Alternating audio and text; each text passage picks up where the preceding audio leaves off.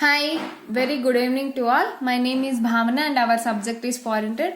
In this previous, we discuss introduction to Indian trade policy and need for the Indian trade policy. Now we are discussing what is export policy of India, what are its objectives, and what is import policy of India, what is its objectives, and also objectives of the Indian trade policy.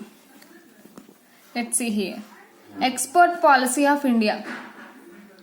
The export policy of India as formulated, these export policy of India as formulated since independence. At the time of independence, the export policy of India as formulated has all along been guided by export promotion measure for promoting of exports such as the export policy of India is formed to encouragement of exports such as the duty drawback system. What is the duty drawback system? That is reimbursement of tariff paid on imported material. While we are exporting, means the other country is importing, for that importing country we have to give reimbursement of tariff paid. They paid some tariff is one type of taxes, already we learn in the previous classes. So we have to give the reimbursement of some taxes, like not all, some amount of the taxes on imported material. Suppose we are exporting, means the other country are importing, for that importing country we are providing some reimbursement of tariff paid, and they paid the taxes, so for the taxes we have to give some amount, and excise duties paid on inputs to the exporters, and those who are exporting the goods we have to give excise duty, and excise duties paid on inputs, and we have to pay excise duty on inputs to the exporter. We are exporting and we have to, and the importer country have to pay the excise duty. For this excise, for behalf of this the importer, you have to pay the excise duty. I think you can understand. While we are encouraging the export, so we have to give some benefits or reimbursement paid on the tax, and also excise duty the exporter has to pay instead of the importer. These are all the measures for encouraging our exports. And next point, the market development assistance, that we have to develop markets, that is providing cash compensatory support to the exporter and providing grant in aid to export promotional council and other organizations for exploring new export market. Why we have to explore, means we have to increase our export market, so we have, the government has to provide some contemporary support to the exporter, and also providing grant in it. The government has to provide some grants for exporting of some goods, to promote the export of some goods, that is export promotion council. Means in this export promotion council some of the experts are there, they guide us how can we export more goods, and other organizations for exploring new export market. So it is one of the measure. Next, physical concession for exports, such as exempting export earnings from income tax partially or fully. While we export the goods, we have to pay some income tax. So government has provided some exemptions partially or totally for these goods. Then we can encourage our exports, and India can export more goods. Physical concession for exports, such as exempting export. They are you know that there are certain duties, exempt duty. There are some duties you have to pay, customs duty, excise duty. So the government has given some exemption based on duties. Then we can export more goods. Next, import policy for exports, that is providing imported imports to expand to export sector at international prices. Import policy for exports, that is providing imported inputs. We are providing imported inputs to export sector at international prices. We are giving the goods at international prices. These are all the measures for increasing our exports in India.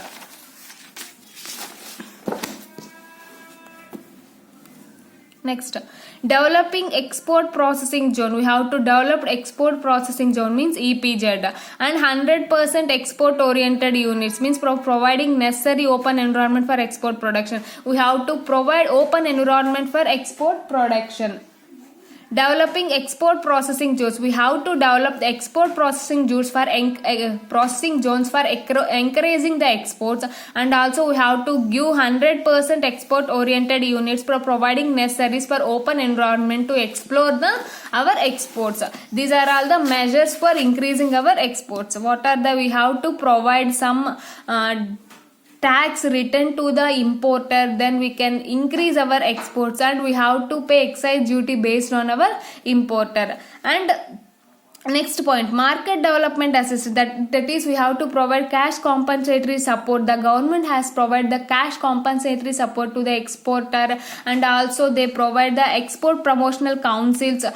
Means in this council there are some experts, they guide us how can export our more goods.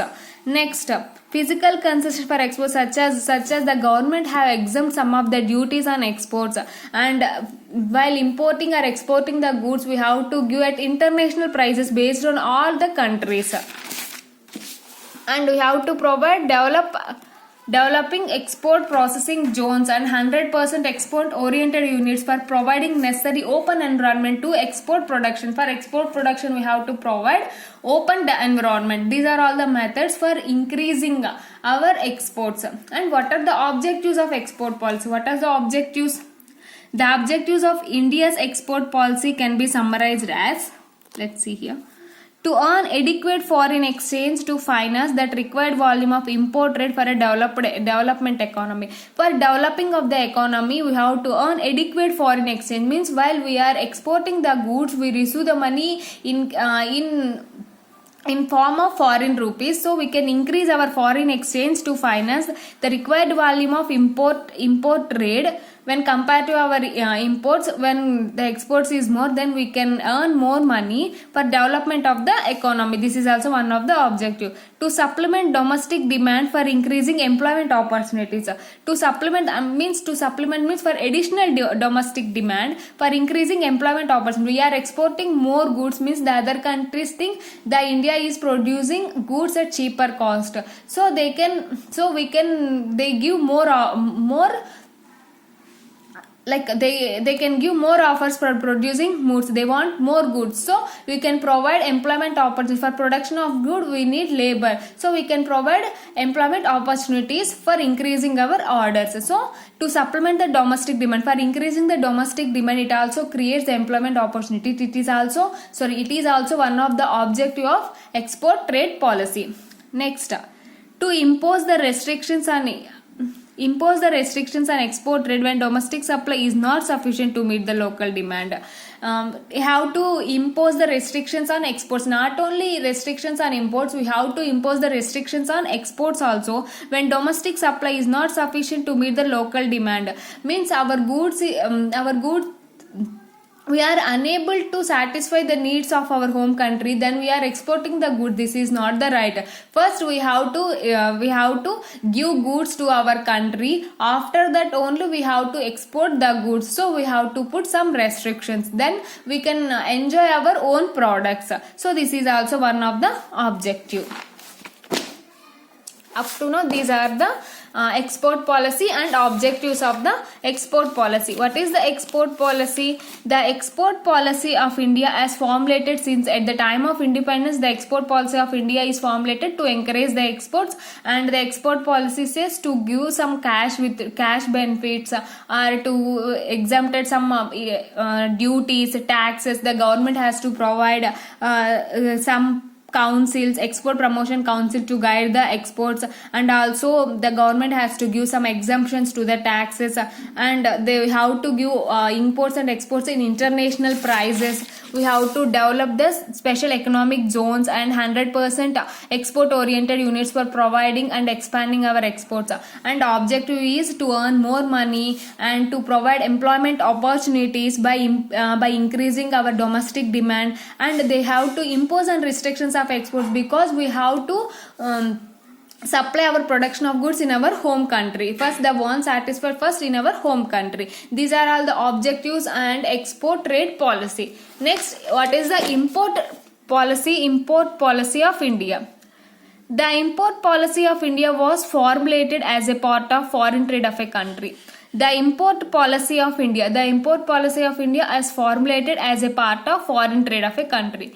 During the post-independence period, after the independence period, the import policy of a country was formulated at different times in order to fulfill the following requirements.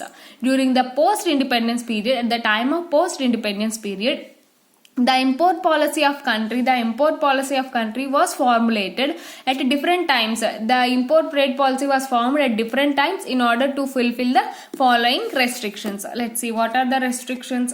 Following requirements. The import policy of India was formulated as a part of foreign trade of a country. During the post-independence period, the importing policy of a country was formulated at different times in order to fulfill the following requirements. First, restricting the volume of imports to the minimum level in order to conserve foreign exchange.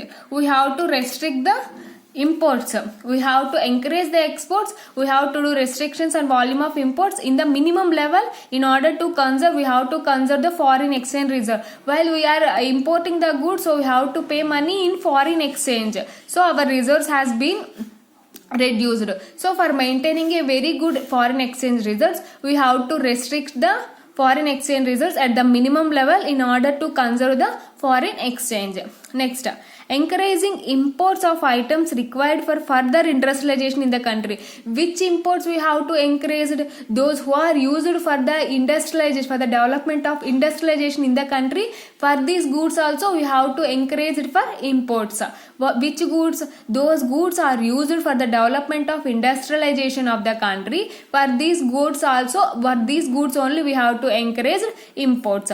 Encouraging imports on items required for further industrialization in the country. In future, which goods are used for the development of industrialization of the country? For these goods only we have to encourage imports. Next, modifying import and export promotion. We have to modify means based on new techniques, we have to develop the new rules and regulations based on our countries and world's environment. So we have to modify the imports and exports promotion. From every year we have to modify that. Next, thus import policy of India has been broadly of two important constituents. The import policy of India has been broadly two important constituents, that is import restrictions and import substitution. We know that import restrictions, we have to do restrictions up to the minimum level for the development and for keeping the shape of foreign exchange reserve. And import substitution, what is the import substitution? For example, we are importing some of the products from China like mobiles. So for that mobiles we have to produce and replace our own products which are produced in our home country. In our Indian mobiles we have to replace based on the China mobile. So we have to substitute the foreign products based on our home products. Import restrictions up to the minimum level for encouraging and for kept in foreign exchange reserve. So India import substitution is used for which goods? The similar goods are already produced in our country. For that good we have to substitute our local good. So these are the import policy of India. The import policy of India was formulated as a part of foreign trade of India. It is a part of foreign trade of India during the post-independence period. The import policy of a country was formulated at different times in order to fulfill the following requirements. What are the following requirements? Restricting the volume of imports at the minimum level in order to conserve the foreign exchange. In order to maintain a very good foreign exchange reserve, we have to restrict the imports at the minimum level and encourage the imports on items required for further industrialization of the country. Those goods which are required for further industrialization and for the development of the country, for these goods we have to encourage imports. And modifying the import and export promotion. Every year there is a new techniques coming into the country, so we have to modify the import and export promotion every year. And the import policy of India, import policy is based on the how to do restrictions on some goods and we have to import substitution. Which goods? For the suppose already we see the example like a China mobiles. For these China mobiles, there is a substitute for India producing some other mobiles. So by using the China mobiles, we have to utilize our own products. Then we can increase our country's revenue also based on the China products. So these are the import policy of India. Next, we can see what are the objectives of import policy. To use the available foreign according to plan and natural priorities. To use the available foreign exchange reserve. To use the available foreign exchange.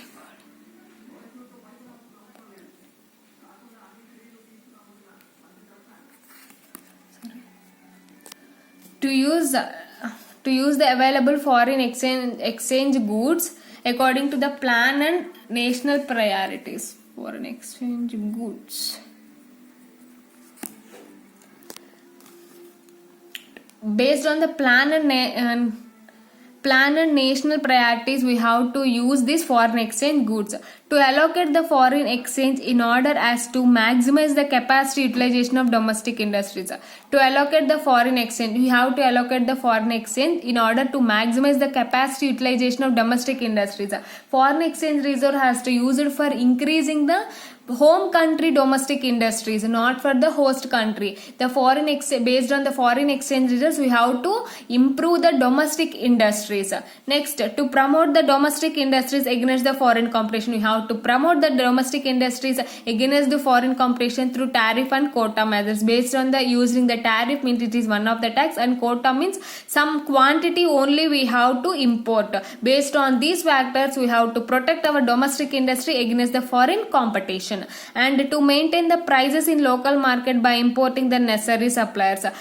For example, one of the country is exporting some other goods. For that goods, now our country is producing the same goods with very low cost and good quality. Then our country people will buy our products only. So we have to maintain the prices in the local market by importing the necessary suppliers. We have to import which are very necessary to us. For these necessary raw materials, we have to produce better quality of goods. These are the objectives of the import policy. What are the to use the available foreign exchange goods to plan and natural priorities. By plan and natural priorities only, we have to use the foreign exchange goods. Next, to allocate the foreign exchange, we have to allocate the foreign exchange in order to maximize the capacity of utilization of domestic industries.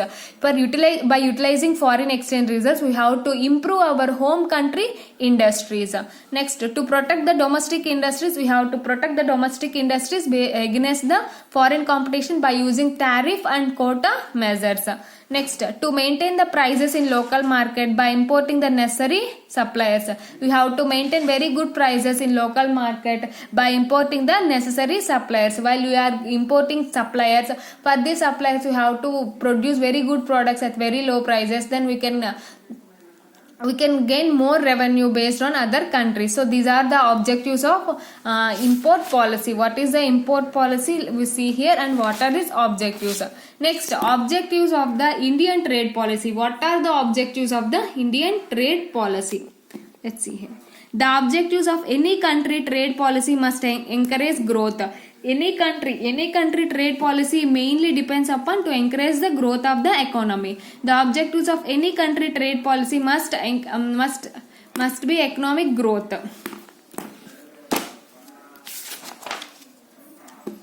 Next, the following are the main objectives of Indian trade policy. These following are the main objectives of the Indian trade policy. What are the following objectives? Let's see here. Special attention is paid to the development of small scale sector. In what is the Indian trade policy main objective? Indian trade policy main objective is to give special attention, means is to provide special care to the small scale sectors. We have to give some benefits or to loans very less interest to the small scale sector. It is one of the objective. Next, balanced growth of different geographical regions of the country. Because in our country is one region is highly developed, the other region is less developed. So we have to balance all these areas for balanced growth of different geographical regions of the country. All over the country has been developed. So we have to maintain balance of each and area of different geographical regions of the country. First, we have to give special attention to the small scale sectors. Next, balanced growth of different geographical regions of the country. Next, earlier the country had followed a policy of very strong public sector role in economic development. In Indian trade policy has followed the government policy. However, in last 2 decades, they have been steady and rapid emphasis of private sector. However, in the last 2 decades, the private sector also have been very much improved. So, before past, they mainly focused on government sector, but they focused both on government and private sector. Let's see here. Earlier, the country had followed a policy of very strong public sector. They think like that the public sector is very strong when compared to the private sector role in economic development. However, in last two decades, when compared to the last 2 decades, there has been a steady and rapid emphasis on private sectors. In private sector also being very developed. Next, similarly, earlier India had followed a policy of providing high degree of protection to local industries from foreign competition. Similarly, earlier India had followed a policy of providing high degree of protection. They provide high degree of protection to local industries from foreign competition. But now the economy has become more open to operational trade, including foreign direct investment. In the past, we have to protect our local industry based on our foreign competition. We have to do some restrictions based on quotas, import licensing. But now, due to liberalization, globalization and privatization, the all global economy has won. We treated global economy, everything is one, and we have to do 100% diversification and disinvestment programs from foreign countries. Has become more open to international trade. Now we are very good welcoming for international trade, including foreign direct investment. In the past, there are so many restrictions for entering of the goods, for entering of the currency in our country by importing quotas, tariffs, import licensing, barriers, etc. But now there is an open invitation for all the direct investment in the home country. Next, also the role of central planning in regulations growth of different sectors of trade and industries have been progressively reduced. In the past, there is a very good role. They have to provide some restrictions based on importing of the goods, but now there is 100% foreign direct investment. So the role of the central planning in regulation growth of different sectors of trade and industry has been progressively reduced, because we need not to apply any restrictions on foreign direct investments. These are the objectives of Indian trade policy. What are the objectives?